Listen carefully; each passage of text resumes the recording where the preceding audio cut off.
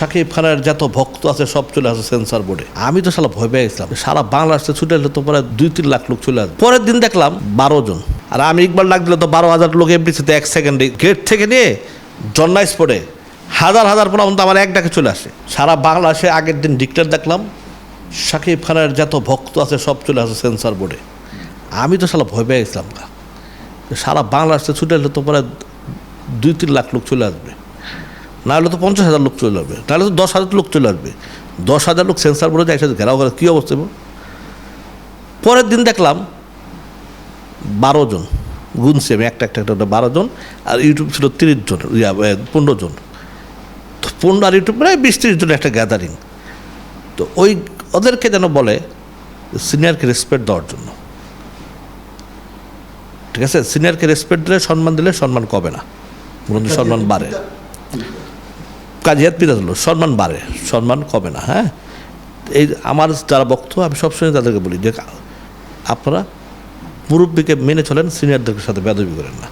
তারও এটা বলা উচিত ছিল, একটা কথা বলা ছিল যে আপনারা আমার কেমন বক্তব্য, যে আমার সে তো তার ডাইরেক্টরও ছিল, বীর ছবি ডাইরেক্টর ছিল না, যে তার সে একটা পরিচালক সমিতির প্রেসিডেন্ট, বীর ছবির ডিরেক্টর ছিল, তারই ছবি, তার সাথে 12টা ছেলে গাড়ি থামায়, হ্যাঁ কী বললো উল্লাবুল্লা কথাটা, এগুলো তো অ্যাকচুয়ালি নোংরামি। এই 12 জন, আর আমি ইকবাল ডাক দিলে তো 12,000 লোক এফডিসিতে 1 সেকেন্ডে দেওয়া চাই। তোরা পুরো এফডিসি জায়গা দিতে পারছোস? আমি এখনও যদি চাই যে একদম পুরো ওই ওই গেট থেকে নিয়ে জন্না স্পটে হাজার হাজার পর্যন্ত আমার এক ডাকে চলে আসে, কিন্তু আমার পোলাপান কোনো দিন আয়সা আমার যারা ভক্ত, আমার যারা ভালোবাসে, তারা কি কখনো আয়সা কারোর সাথে বেয়াদবি করছে?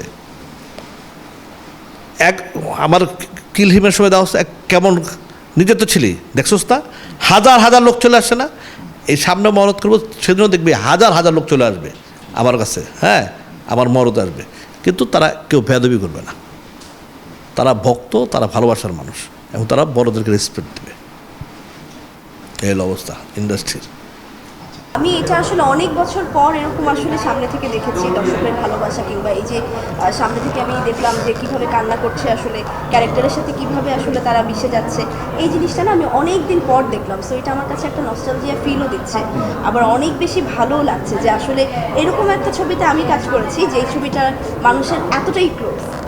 চাচ্চু থেকে জঙ্গলি বলি, ওই দিক নিয়ে সবাই আনন্দ ভালোবাসে, তার অভিনয় নিয়ে দারুণ ছিল।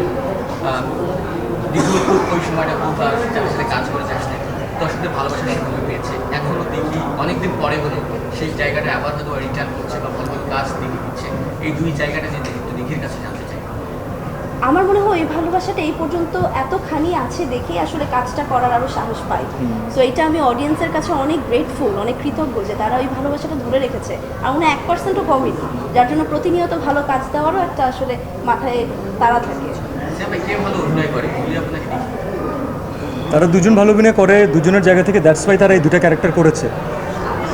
আপনি আমরা এখানে অ্যানুয়াল রিপোর্ট কার্ড নিয়ে বসিনি যে আমি মার্কিং করব, আর মার্কিং করতে হলে আপনি এই প্রশ্ন ইব্রাহিমকে করবেন, আপনি আমাকে কেন ফাঁসাচ্ছেন?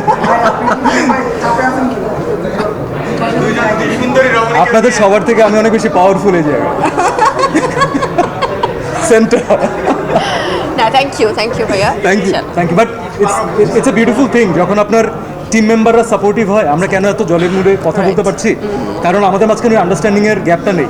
আমরা চাই যে ঈদের সময় মানুষ আনন্দ করুক, মানুষ এন্টারটেইন হোক, এবং আমাদের টিম যদি সেখানে ছোট করে কন্ট্রিবিউট করতে পারে, দ্যাটস অলসো অ্যান অ্যাচিভমেন্ট। সহকর্মী সিয়াম এবং একজন অভিনেতা সিয়াম, public কাছে প্রশ্ন আমার, সহকর্মী সিয়াম এবং একজন অভিনেতা সিয়াম বা একজন মানুষ হিসেবে সিয়াম, তাকে একদম অনেকভাবে কাজ করছে দেখেছেন, একটু আপনার কাছে একটু জানতে চাই। খুবই ভালো। প্রথমত আমি আগেও বলেছি যে জঙ্গলি তো ভালোবাসার সিনেমা, পারিবারিক সিনেমা অবশ্যই, বাট তার পাশাপাশি মিউজিক্যাল সিনেমা। জঙ্গলি অ্যালবামটা সবাই কালেকশানে রাখতে পারবে একটা কারণ এখানে না মানে সব ধরনের মিক্স অ্যান্ড ম্যাচ মানে মিউজিক্যাল সে ফ্লেভার আছে। সেখানে যেমন একটা ইমোশনাল সং আছে, সেখানে খুব দারুণ একটা রোম্যান্টিক সং আছে, সেখানে আবার একটু ড্যান্স নাম্বার রোম্যান্টিক সং আছে, মানে সব কিছু মিলেমিশে একাকার। আর এখানে আমাদের মিউজিক্যাল এই বড় জার্নিটার সাথে যিনি আছেন আমাদের সবার প্রিয় লেজেন্ড শ্রদ্ধেয় আমাদের প্রিন্স মাহমুদ ভাইয়া।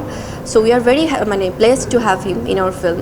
তো সেই জন্য অনেক ভালো লাগা কাজ করে। আর বন্ধু গো শোনো এই গানটা যেভাবে মানুষ ভালোবাসা দিচ্ছে, আমি স্পেশালি বলবো কারণ এটা এত রোম্যান্টিক সং, মানে এখনকার সময় তো সবাই একটু ডান্স নাম্বার একটু ফাস্ট নাম্বার পছন্দ করে, কিন্তু এটা ফুললি রোম্যান্টিক। সো সেখান থেকে যেভাবে এটা ডে বাই ডে ভিউজ হচ্ছে এবং সবাই যেভাবে অ্যাকসেপ্ট করে নিয়েছে, আমি দর্শকদের প্রতি অনেক বেশি আসলে কৃতজ্ঞ।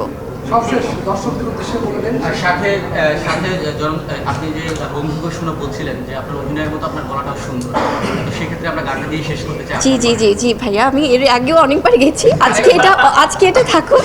আবার না এটার জন্য আজকে সিয়াম গাবে বা দেখি। হ্যাঁ হ্যাঁ, আমরা গান অলরেডি গেয়ে ফেলেছি, তো আমরা একটা জিনিস রিপিট করতে চাই না, রিপিট করা ঠিক হবে। এবং এটার জন্য আমরা আরেকবার এর মধ্যে মিট করব। হ্যাঁ ইনশাআল্লাহ, না, আমরা আপনাদেরকে আগামীকালকে আবার শোনাবো, ঠিক আছে? কালকে আবার তো দেখা হবে ইনশাআল্লাহ কোথাও না কোথাও। Thank you, thank you. ভাইয়া। ভাই, প্লিজ ভাই, দুটো ব্যাটারি